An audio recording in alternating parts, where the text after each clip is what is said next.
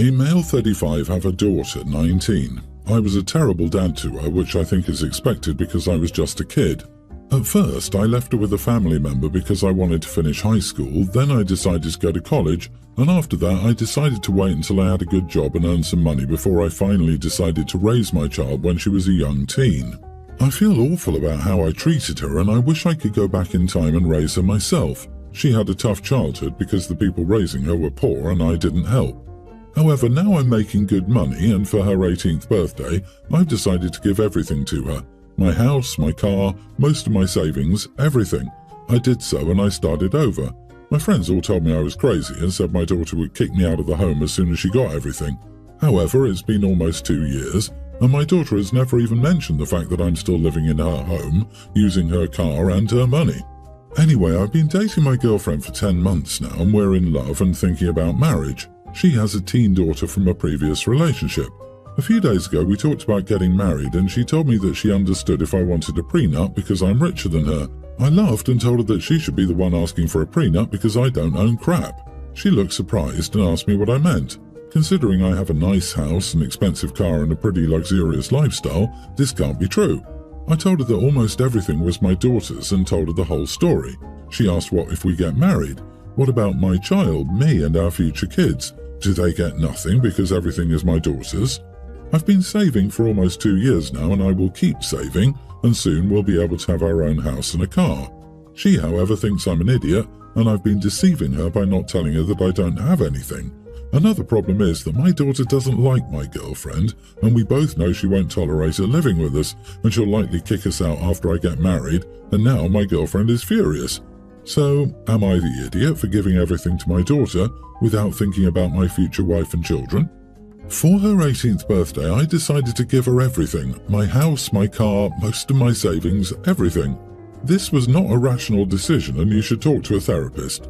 You are the idiot for dating this person for 10 months, discussing marriage, and never telling her your financial situation until now. I can't blame your girlfriend for being shocked at the news. Once the relationship got serious, it should have been discussed.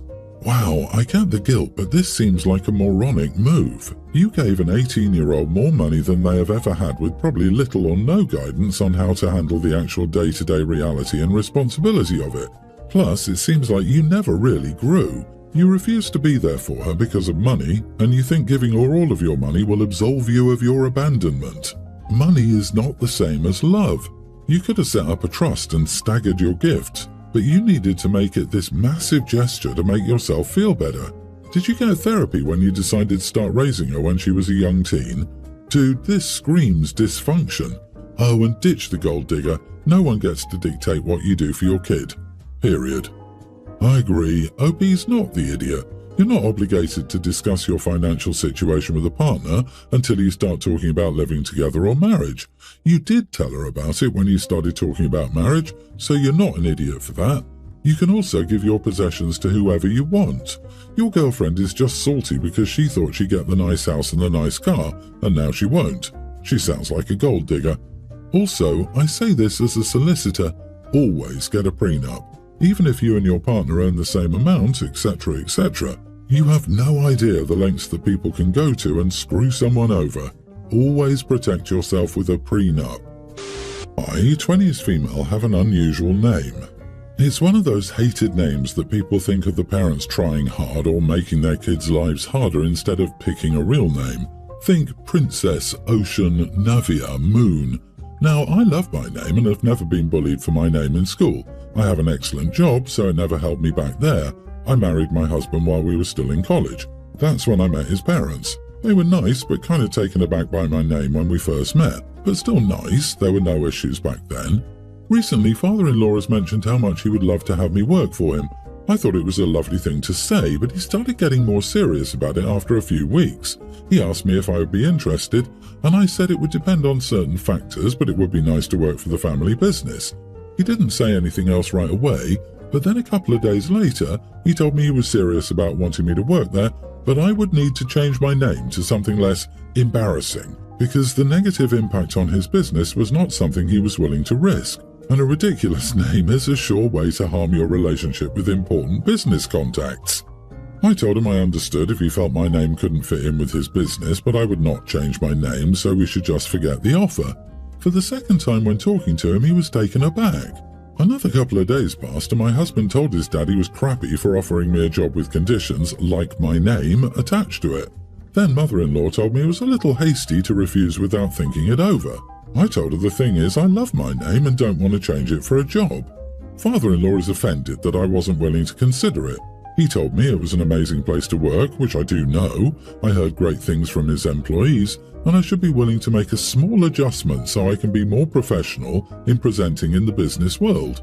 I told him I wasn't, and his attitude about my refusal to change my name made me glad I hadn't agreed to work for him. Now he and mother-in-law feel I should have been more willing to compromise on my name. I thought this was crazy, and my husband agreed with me and told his parents they were crazy. But they're unhappy, and now I need to ask, am I the idiot? Not the idiot. Changing your name isn't a small adjustment, and this feels way too much like a manipulative way to get you to change your name simply because they don't like it and are embarrassed by it. I'd be digging my heels in hard personally, unless it was a completely insane, in a good way, job offer that would have me living more comfortably than I ever have. Your in-laws are scheming. Be careful.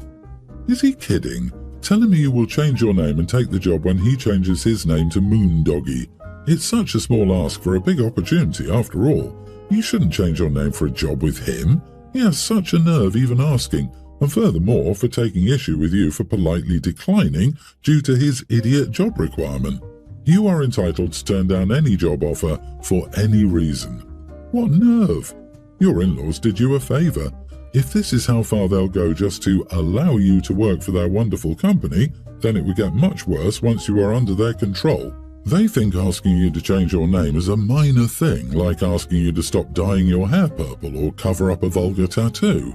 They would never consider changing their own names, but they're important and you're just an accessory. I'd be worried about how they will be around your kids. In my honest opinion, they're delusional, and I wouldn't trust them alone with a child. This issue gives you a window into who they are. The specifics of the incident are almost insignificant. It's what it tells you about how they think. This level of entitlement and disregard is staggering.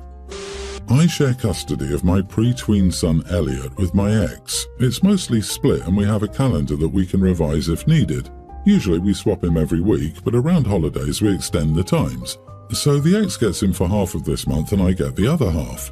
The reason for this month's schedule is that she was planning to spend Christmas with her SO back at his home state. I wasn't planning on travelling, just Christmas at home. This week my ex said her SO wanted to take her and Eli on a skiing Christmas holiday and asked if she could actually have him the last 2 weeks of December. I said, so let me get this straight. You have him for 2 weeks already and now you're asking for another 2 weeks. Where does that leave me? She told me we could talk about it afterward. I said, no, we can't. I'll let you know what. You give me money up front so he and I can take a summer vacation.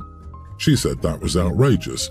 I said not as outrageous as asking me to give up my time up front, and you're refusing to give me anything up front in return. And yes, I'd be willing to negotiate if I asked her to give up her time and let it be known and not hang up like she did. My son might not even want to go. He probably would rather stay with Daddy and spend the Christmas break on playdates and sleepovers with his friends.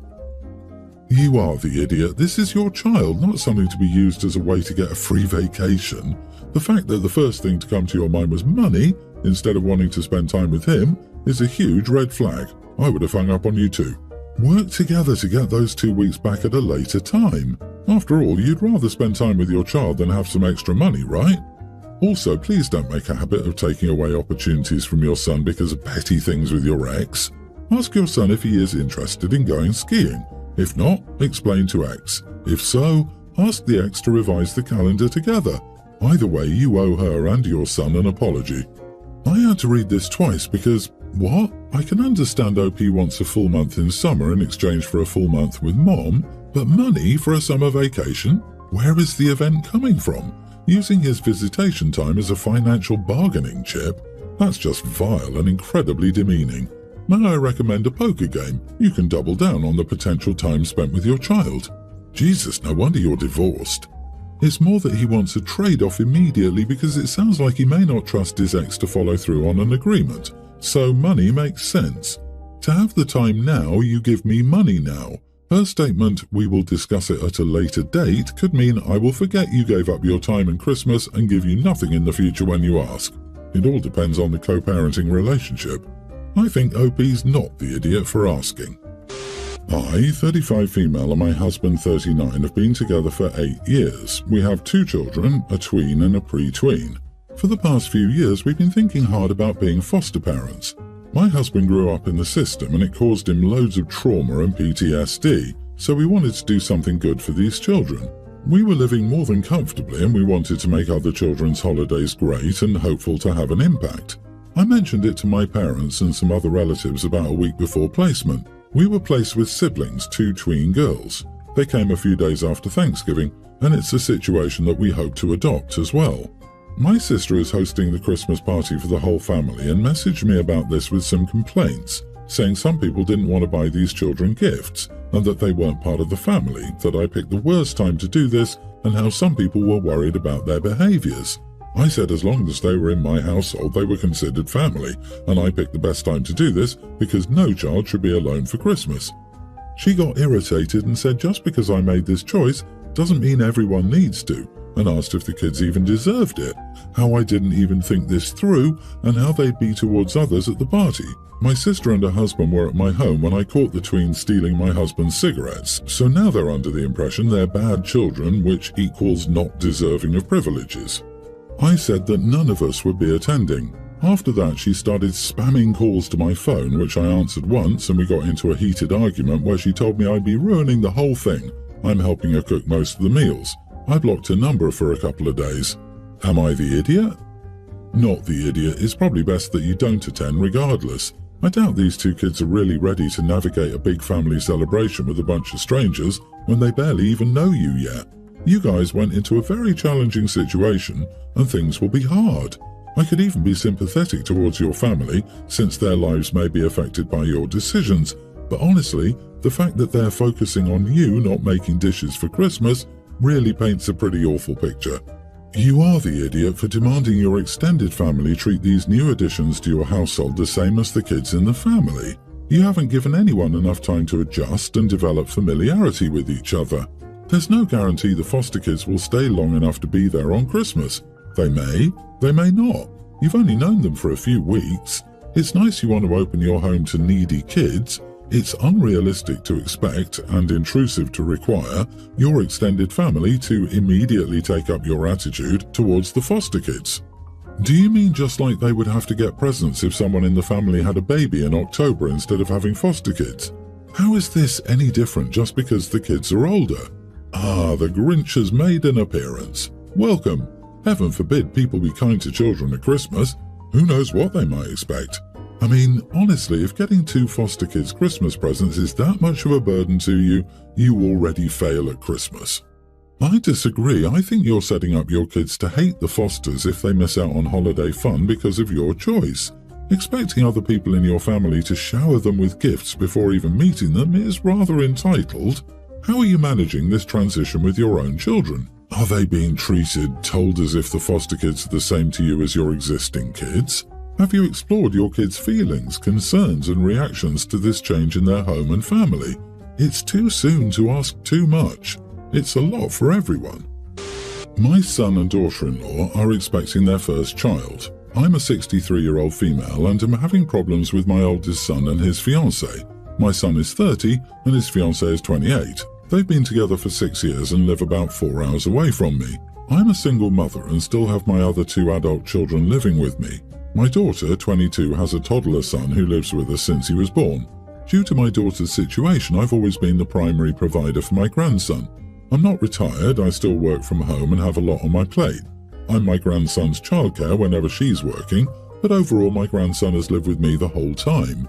My daughter-in-law's dad lives in the same city as me, so my son and her visit together 3 or 4 times a year. They decided to plan a baby shower at her dad's house and a baby shower they had on her mother's side of the family weeks before.